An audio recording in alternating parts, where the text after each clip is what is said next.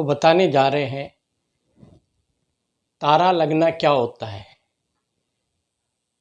हर जो शुद्ध भाषा में नहीं बोल के और जनरली स्थानीय भाषा में बोलते हैं कि तारा लग गया। इसका अर्थ क्या है? जब सूर्य के पास बृहस्पति और शुक्र होते हैं और वो अस्त हो जाते हैं, यानी कि दिखना बंद हो जाते हैं, मनुष्य की दृष्टि से देख नहीं पाता है, ओझल रहते हैं, तो वो अस्त की श्रेणी में आते हैं और इसको ही हम तारा लगना बोलते हैं कि तारा लग गया, अब शुभ कार्य नहीं होंगे जब तक कि वो अस्त हो रहेंगे।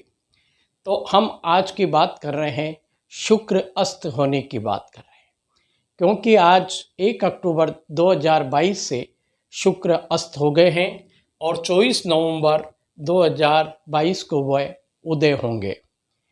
और इसमें उदय और अस्त होने पर इनकी बाल अवस्था और वृद्धावस्था होती है। बाल अवस्था और वृद्धावस्था में ये कुछ दिन तक बाल अवस्था में होते हैं, कुछ दिन वृद्धावस्था में होते हैं। कब होते हैं उसकी पूरी जानकारी पहले आपको बताएं कि कैसे अस्त होते हैं। अभी देखिए, सूर्य कन्या राशि में और शुक्र भी कन्या राशि में आ गए। उससे पहले शुक्र आपके सिंह राशि में थे। जब सिंह राशि में थे तो वो दिख रहे थे, हमको विजिबल हो रहे थे। किधर हो रहे थे? ये पूर्व दिशा में। कुंडली में ये पूर्व दिशा होती है और ये पश्चिम दिशा होती है। तो यानी जब सूर्य उदय होंगे पूर्व दिशा में आएंगे, यानी चल के हर 2 घंटे बाद में एक एक राशि बदलती हुई रहती है और शाम के समय सूर्य यहाँ आ जाते हैं, दोपहर में यहाँ होते हैं और मध्य रात्रि को सूर्य यहाँ होते हैं और सुबह को सूर्य यहाँ होते हैं। तो सूर्य यहाँ होंगे, मान लीजिए 6 बजे की स्थिति है, तो शुक्र आपके पूर्व दिशा में आपको नजर आएंगे। यानी कि जब सूर्य से पीछे रहेंगे तो आपको शुक्र पूर्व दिशा में नजर आएंगे और इसको भोर का तारा भी बोलते हैं। भोर यानी सुबह होना, उसके लिए शुक्र को भोर का तारा भी बोलते हैं। और ये तारा कब दिखाई देता है? पूर्व दिशा में, जब सूर्य के पिछली वाली राशि में हो या इस वाली राशि में हो, क्योंकि सूर्य से 2 राशि वो आगे और पीछे हो सकता है, लगभग 47-48 अंश तक वो दूर जा सकता है। इसी परिपाटी में समझें कि कैसे अस्त हो जाते हैं। जब सूर्य यूं चलेंगे, सूर्य और शुक्र और बुध की गति लगभग समान सी होती है, 1 अंश प्रतिदिन वो चलते हैं राशि में। इस प्रकार से वो चल के 30 दिन में 30 अंश पार कर लेते हैं। तो सूर्य और ये चल के कई बार वो जब तेज गति से चल के सूर्य को पकड़ लेंगे और सूर्य से पकड़ के और फिर वो आगे हो जाएंगे। आगे होने के बाद में लगभग 8 मास और 22.5 दिन तक, यानी लगभग 9 महीने तक वो आगे रहेंगे। फिर उसके पीछे हो जाएंगे वक्री होके और आ जाएंगे जैसे कि, और फिर वो वक्री होके और आपके जब वो पीछे आ जाएंगे तो यानी कि उस राशि से वक्री होके पीछे आना और फिर मार्गी होना, फिर चलना, इस तरह से है। अभी हम बात अस्त होने की कर रहे हैं। तो इस प्रकार से आपको ये शुक्र अभी पूरब की तरफ नजर आ रहे थे। अब ये जाके जब पूरब में ये अस्त हो जाते हैं तो 2 मास के बाद में ये पश्चिम में उदय होंगे। अब जब पश्चिम में उदय होंगे तो यानी कि हमको ये दिखेंगे किधर? पश्चिम में दिखेंगे। और ये कब तक दिखेंगे? लगभग 8.5 मास, यानी कि 8 मास और 22.5 दिन, लगभग 8.25 मास के करीबन ये हमको पश्चिम में दिखेंगे। और फिर पश्चिम में उदय होंगे, अस्त होंगे। उसके बाद में 7.5 दिन तक पूर्व में ये उदय होंगे, 7.5 दिन बाद में। और उसके बाद में फिर पुनः ये 9.25 महीने, 8 मास और 22.5 दिन बाद में अस्त होंगे। इस प्रकार से लगभग ये 18 महीने में एक बार शुक्र वक्री होगा और अस्त ये आपके 2 बार होंगे।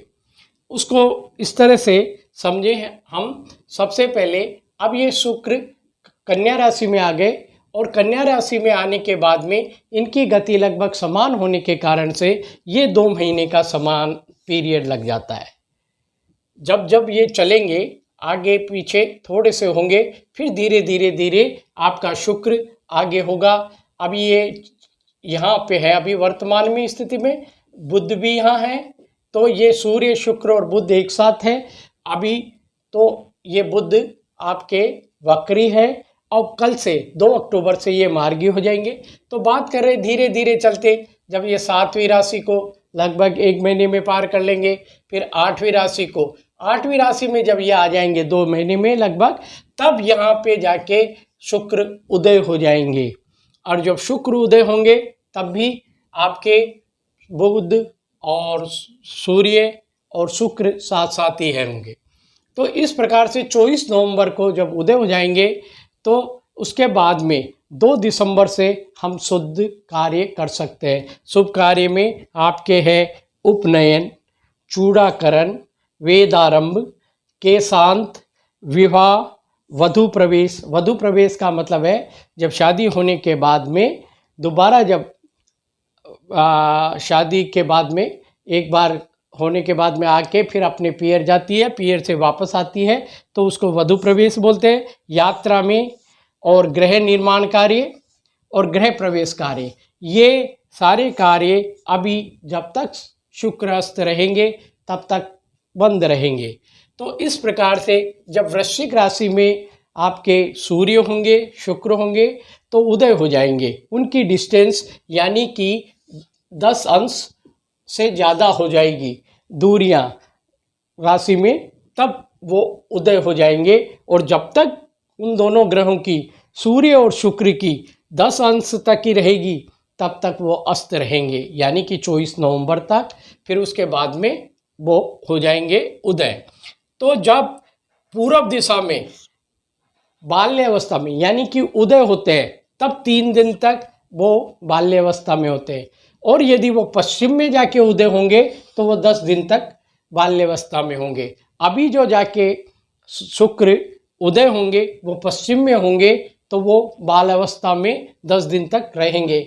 इसलिए उसका बाल्यावस्था और वृद्धावस्था का भी दोष माना जाता है। इस कारण से ये उदय होने के पश्चात भी ये शुभ कार्य जो प्रारंभ होंगे वो जैसे 2 दिसंबर से होंगे, तो लगभग 10 दिन बाद में ये आपके शुभ कार्य प्रारंभ होंगे।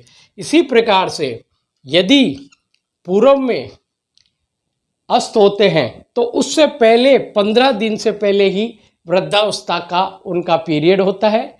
और यदि वो पश्चिम में अस्त होंगे तो वहाँ 5 दिन का ही वृद्धावस्था का पीरियड होगा। ये क्यों होता है? क्योंकि जब पूर्व में अस्त होते हैं और पश्चिम में उदय होता है तो लगभग 2 मास का समय लगता है। और जब पश्चिम में अस्त होंगे तो ये सिर्फ जो अस्त का पीरियड है सिर्फ 7.5 दिन बाद का ही पीरियड है। 7.5 दिन 8 दिन ही रहते हैं वो अस्त, उसके बाद में उदय। क्यों कि जब वक्री होते हैं उस समय जब वक्री होंगे तो वक्री होने के कारण वो पीछे की तरफ जाएंगे और सूर्य आगे की तरफ बढ़ेंगे। तो इसका मतलब ये हुआ सूर्य और शुक्र दोनों ही एक एक अंश ये पीछे जाएंगे तो ये एक अंश आगे चलेंगे। तो ये जब 8 अंश वक्री के पीरियड में 8 अंश लगभग 8-10 दिन में ही 8 दिन में ही आपको कवर कर लेंगे। इस कारण से जब ये पश्चिम में होते हैं तो उसमें वृद्धावस्था का पीरियड 5 दिन का ही होता है। और जब ये धीरे धीरे एक ही साइड में चलेंगे और जब अस्त होंगे तो ज़्यादा समय लगेगा, 2 मास का समय लगेगा। इस प्रकार से हमको शुभ कार्य अब बंद है आपके, अब फिर खुलेंगे आपके 24 नवंबर बाद में, यानी कि 2 दिसंबर के। तो शादी का मुहूर्त 2 दिसंबर को ही है पहला मुहूर्त, इसलिए। और फिर 15-16 दिसंबर के आसपास सूर्य धनु राशि में आ जाएंगे और धनु राशि में आ जाएंगे तो वो मलमास प्रारंभ हो जाएगा। फिर आपका 1 महीने तक यानी 14 जनवरी तक आपके शुभ कार्य पुनः बंद हो जाएंगे और उसके 14 जनवरी के बाद में ही खुलेंगे, जब सूर्य उत्तरायण में भी प्रवेश कर जाएंगे। अब हम देखें कि ये पश्चिम में कब कैसे नज़र आते हैं हमको। पश्चिम में शुक्र जब नज़र आएंगे तब वो सूर्य से अगली वाली राशि में होंगे, और पूर्व में पिछले वाली राशि में जब शुक्र होते हैं तब नज़र आते हैं सूर्य से। और सूर्य से यदि आगे वाली राशि में आपको है तो आपको शुक्र पश्चिम में दिखाई देंगे।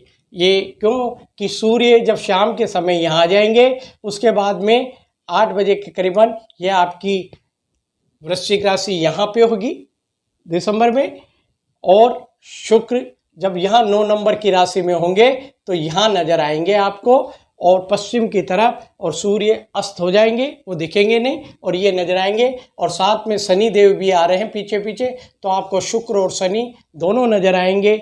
ये आएंगे आपको दिसंबर में, 2 दिसंबर के बाद में। आप देखिए इनको और अपने ग्रह को मजबूत करिए।